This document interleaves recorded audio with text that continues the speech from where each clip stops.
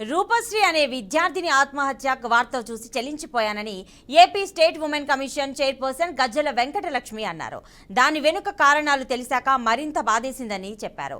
ఇక క్రమశిక్షణ నేర్పించాల్సిన ఫ్యాక్టరీ న్యూడ్ వీడియోస్ తీసి బెదిరించడం ఏంటి అని ప్రశ్నించారు. తన మరణం ద్వారా అయినా సరే మిగతా విద్యార్థులకు న్యాయం జరుగుతుందని వెంకటలక్ష్మి లెటర్ రాయడం తనను కలిచివేసిందని వెంకటలక్ష్మి తెలిపారు.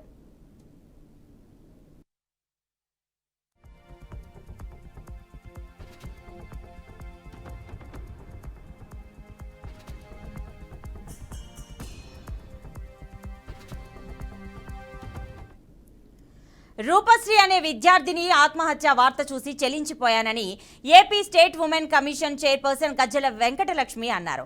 దాని వెనుక కారణాలు తెలిసాక మరింత బాధేసిందని చెప్పారు.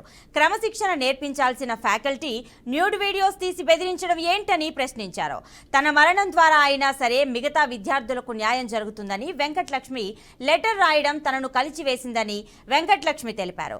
రూపశ్రీ కుటుంబం చాలా నిరుపేద కుటుంబమని 10వ తరగతి నుంచి మంచి ర్యాంకులు సాధించిన ఆమెను కామాంధులు ఈ భూమి మీదకు లేకుండా చేశారని ఆవేదన వ్యక్తం చేశారు.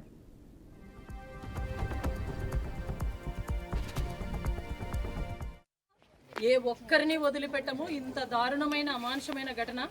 ఆ పాప కూడా కొంచెము ఆ పాప కూడా కొద్దిగా ఏదన్నా ఒక దిశ కాల్ చేయటమో లేదా 100 కాల్ చేయటమో ఇలాంటి చేసి నింటే ఆ అమ్మాయిని కూడా మనం కాపాడుకునేవాళ్ళం. ఆ అమ్మాయితో పాటు కాసేపు అమ్మ మాట్లాడుతున్నాం కదా, అలాంటి ఆ అమ్మాయిని కూడా మనం కాపాడుకునే అవకాశం ఉండేది. సో ఈ ఉండే అమ్మాయిలను కూడా మనం సేవ్ చేయాలి.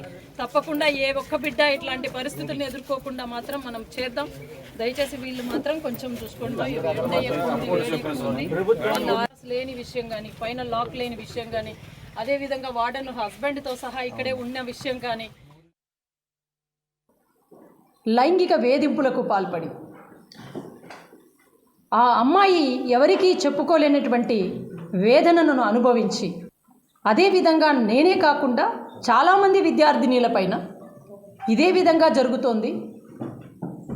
మరి ఇలా జరిగితే ఫ్యాకల్టీకి చెప్పొచ్చు కదా నాన్న